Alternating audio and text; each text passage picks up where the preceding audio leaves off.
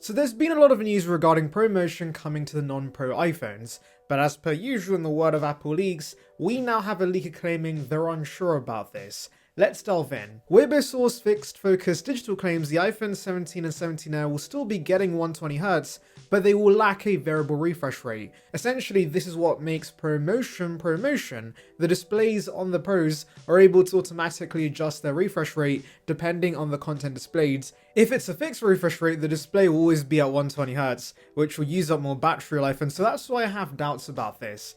I don't think Apple's going to use regular LTPS displays ever on the iPhones. Apple cares about efficiency, and considering LTPO panels have been around for years, I think those variably refreshing panels are coming down to the non-Pros. And Ross Young, a way more credible source, has told us we should see the LTPO panels on the base iPhone 17 and 17 So yes, I'm gonna side with him. I will be honest though, I can totally see Apple bringing down ProMotion and the variable refresh rate, but gatekeeping the always on display for the Pro phones. Technically, an LTPO display should allow for the non-Pros to get this feature as well, since the display should be able to go down to 1Hz, but Apple can also software lock this to the Pros to stop sell you to those higher end models. Personally for me though, as someone with a 14 Pro Max that has disabled the always on display, I am fine with the lack of an always on display on the base 17.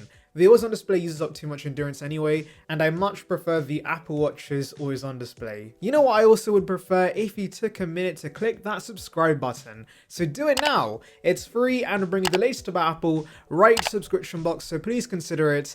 Join the Saranbyte gang now. Let's now talk about another rumored compromise with the base iPhone 17. According to Jeff Pugh, the base 17 will continue using the A18 with 8GB of RAM, whereas the 17 Air will get the A19, and the 17 Pros will get the A19 Pro. The A18 is based on TSMC's second generation 3nm N3E process, but the A19 and A19 Pro are based on TSMC's third generation N3P process. Now, does this make sense? Well, again, I have my doubts about this. I know we may see price increases this year because of tariffs, which I'll get to, and so maybe Apple wants to maximize profits, but also if Apple is going to produce a binned version of the A19 in the first place for the iPhone 17 Air, they might as well bring that to the base model as well. I will say though, if this does end up being the case, I won't be disappointed per se, considering year-over-year upgrades with Apple's chipsets are minimal, and so the A18 is still going to be plenty fine for most consumers, but I do think we're going to see the A19 in the base iPhone 17. There are other upgrades to look forward to with the base iPhone 17 though, because Ross Young not only tells us we should see an LTPO display, but the base model should now be 6.3 inches, and this is fantastic news. I was actually fine with the 6.1 inch size, but I do love the thinner bezels the 16 Pro has, and so that now coming to the base 17 is great news. That does mean from the front, the base iPhone 17 and 17 Pro will virtually be identical with the same 6.3 inch 120Hz panels, which is why there is a chance Apple does give us slightly thicker bezels on the base 17 to set it apart, but I hope that's not the case. Now, because Ross Young is a display guru, he has told us specific numbers. The iPhone 17 and 17 Pro should be 6.27 inches, which Apple is going to round up to 6.3 inches in the marketing, and the Pro Max should be 6.86 inches, which Apple is going to round up to 6.9 inches. So the 17 Pro Max's display will be exactly the same as the 16 Pro Max. The 17 Air, on the other hand, will be 6.55 inches, which will be rounded up to 6.6 inches in the marketing material. And if you're wondering why this is a little smaller than the 17 Pro Max, it's because Apple was afraid it would bend at 6.9 inches. Now let's talk about price hikes, because after years and years of the base Pro iPhone staying at $999, it seems this year the prices are really going up, unfortunately. I know we hear this all the time and then Apple never changes the price, but obviously with the 20% US tariffs on goods from China in place, that does make price increases much more likely this year.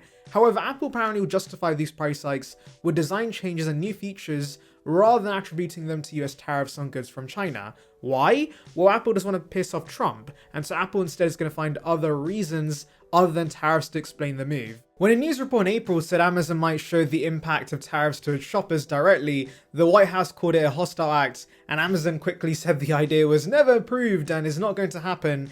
And so basically Apple wants to avoid this same awkward situation. Now, what new features that were going to justify the price increase were not determined, but I guess the iPhone 17's new design may play a factor. The Air and Pros all look visually different and would stand out compared to older iPhone models, helping justify a price increase. But also I think there is a possibility we see storage upgrades. It certainly would be nice if the base models were 256 gigs and the Pros were 512 gigs, but that may be too generous, so it's possible the base 17 stays at 128 and the Air and regular Pro go up to 256. You may be thinking though, why not move production outside of China? Well, Apple has built up inventory and shifted manufacturing for the US market to India. Tim Cook even stated earlier this month that a majority of iPhones shipped to the US in the April to June quarter would come from India. However, Chinese factories will have to continue handling most production for the Pro and Pro Max, as India's infrastructure and technical capabilities aren't yet sufficient to support mass production at China scale. So what are we thinking could be the new prices?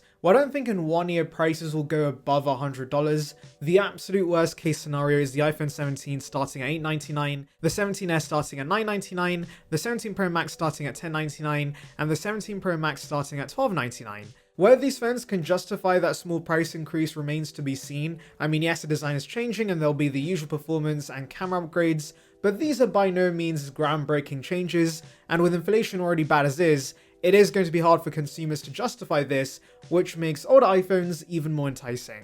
And the bad news continues. So it seems when you make an iPhone razor thin, the battery also becomes razor thin, and we have news there are concerns about the battery life on iPhone 17 Air. And so Apple's going to be relaunching the MagSafe power bank to fix this, making it thicker and defeating the purpose of a thin iPhone. So this information comes from The Information, and they tell us in internal testing only 60 to 70% of iPhone users will be able to use a 17 Air for a full day of usage, which is below the 80 to 90% metric Apple was targeting.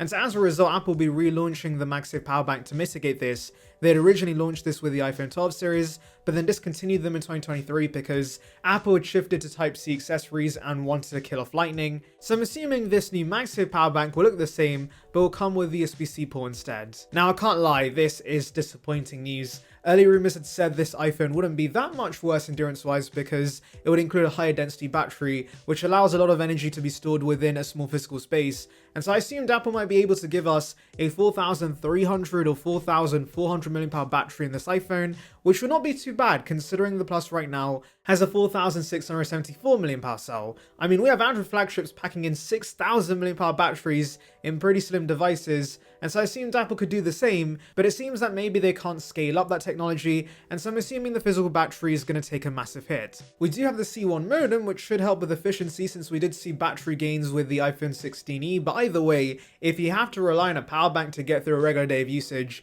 then this phone is kind of doomed. I mean, as I said earlier in the video, the whole point of this phone is that it's going to be razor thin, but if you're going to be using it with a power bank most of the time, then why buy this? I mean, the Mini also had battery issues, but at least it offered a compact form factor that no other iPhone had. The Air will feel like pretty much every other big screen iPhone. The thinness was its biggest selling point, but once you have a power bank on it, that USB becomes redundant. But at the very least, you don't have to worry about this iPhone bending in your pocket, because apparently the 17 Air is going to use a mix of aluminium and titanium, and we saw how Apple improved the structural integrity of the iPad Pro despite making the chassis thinner. So yes, you should not have to worry about the Air being 5.5mm thin. Also, as I'd mentioned, Apple went with a 6.6-inch display to prevent it from bending, since the original plan was to make this as big as the Pro Max. And ultimately, don't get me wrong guys, aesthetically this iPhone will still look amazing, and it's going to be an engineering marvel they made it so light and thin, and still managed to fit in the action button and camera control, but I'm really worried about battery life. Anyway, let me know your thoughts in the comments, make sure to like and subscribe for more content like this, and thank you for watching.